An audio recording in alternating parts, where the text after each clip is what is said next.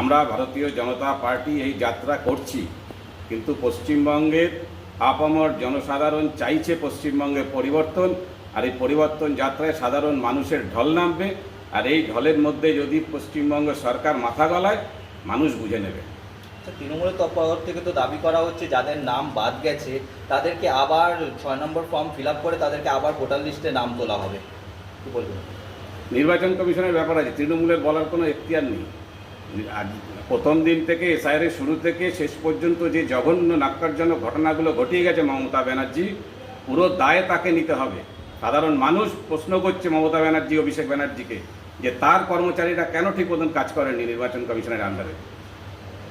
আজকে দেখা গেল শ্রীরামপুরের সাংসদ বিজেপিকে কটাক্ষ করে শুভেন্দু অধিকারীকে আস্ত পাঠা বলে কটাক্ষ করলেন। ও কল্যাণ ব্যানার্জির কথা কেউ উত্তর দেয় না।